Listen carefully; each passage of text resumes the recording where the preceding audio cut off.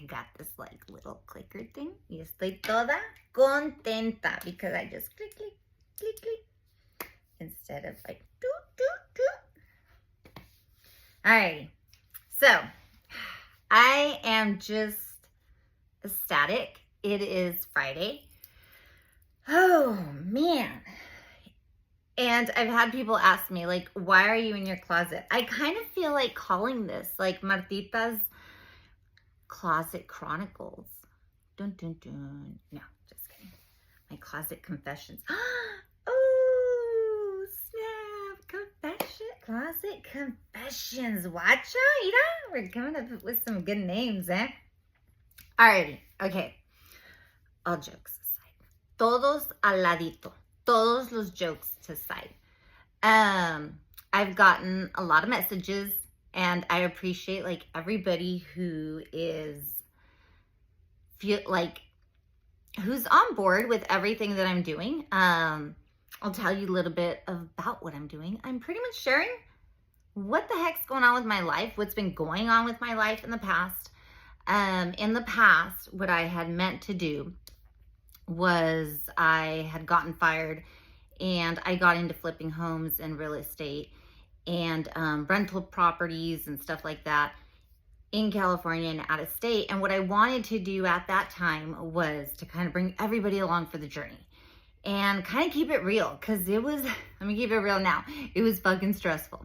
But at the time I was like gung-ho in, and I was going through like a lot of shit too. I was in a bad relationship, which is the reason why I couldn't document everything, because the person I was with just didn't let me.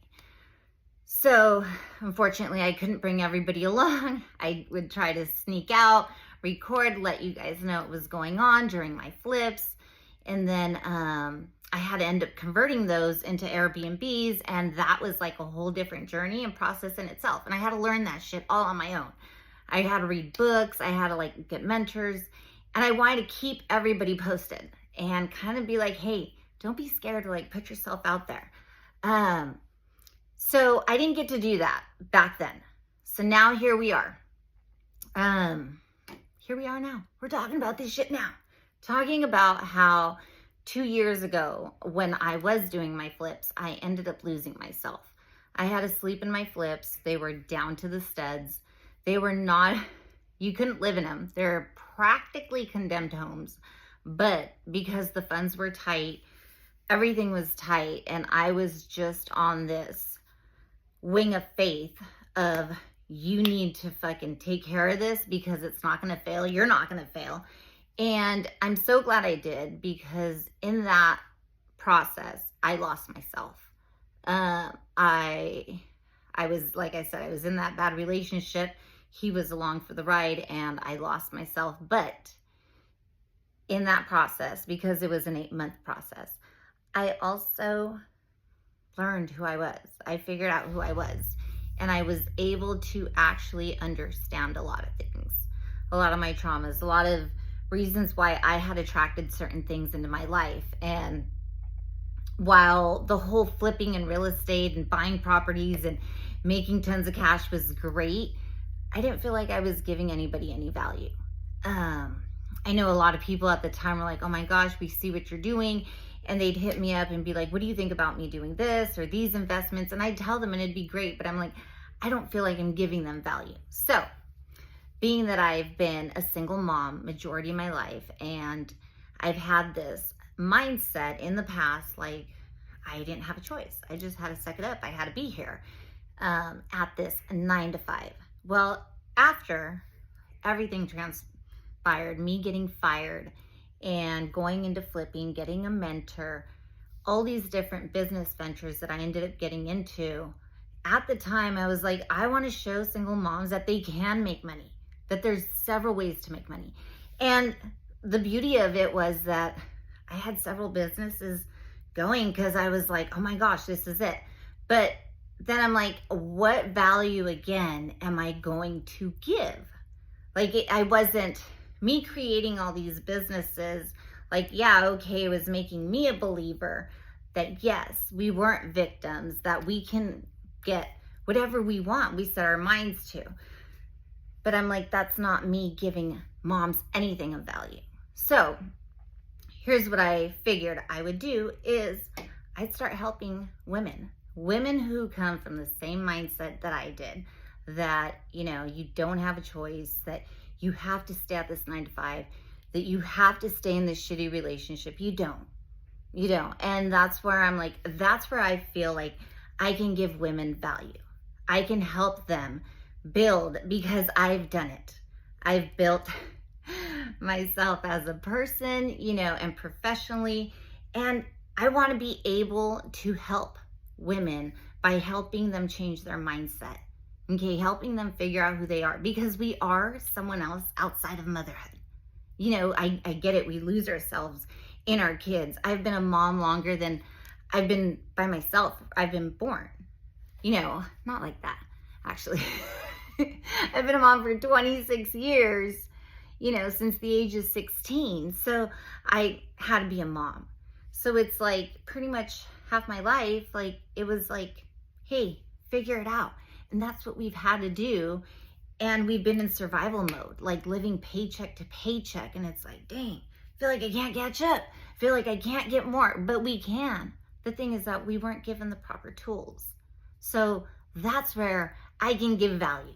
I can keep it real, because I get a lot of moms who are like, hey, do you ever have bad days? I do.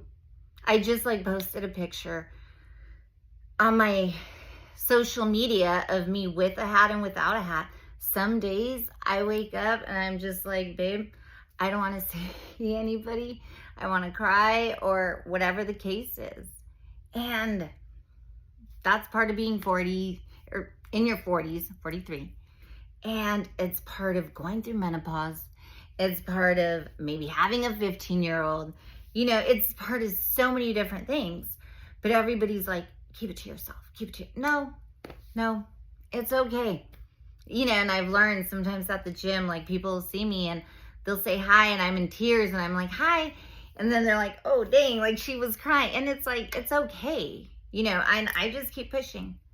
It's like, that is like, all right, do you want to cry? Let's go. Keep pushing. And to me, it's like, that's how I deal with it. I could easily stay and be like, let me sleep it off. No, let me put that into my body. And I'm here to pretty much keep it real. I want to share my journey. I get it. Everybody's got their own journey. And I think that's what makes everybody special, is we all go through our own shit to help other people get through their shit. So while some people could be like, dang, well, you've gone through all these things that they might see as bad. I'm just like, dang, I did all that. I survived all that. Jeez, so mad. I'm kind of a badass, huh? Yeah, I'll give you an example. People always said oh, you came out pregnant at 16. That's horrible. You're a disgrace. Who's going to want you? And now I see it and I'm like, dang, girl, you had to think for another life at the age of 16. You're a badass. You had to be homeless with your son at the age of 18. And you got through that. Wow. Pat yourself on the back, girl. You came from a broken home. And here you were just like, hey, mijo, I don't know if I'm doing this right, but let me try to be the best mom I can be based off of my traumas, what I got in the home, what I didn't. And that's how I'm like, dang, you're a badass. But people see it as a negative. Now I'm like, shit, girl, if you overcame all that with no instruction manual, because we know babies no vienen con instructions, ¿verdad? You're good to go. You got this shit in the bag. Your kids are good. You didn't kill them. They're fine. So it's that's the confidence that we forget and we need. Really, girl, have you seen everything you've done? You've raised these kids. So that's why you're on my journey. We're going to keep it real. If you're here, please stay. Love having you here. Thank you, everybody who's been giving me feedback. and who give me questions, and then you're telling me like, talk about this. Thank you, thank you, thank you. Because when you give me stuff to talk about, I will open my heart up and just talk about it as much as I can. Alrighty.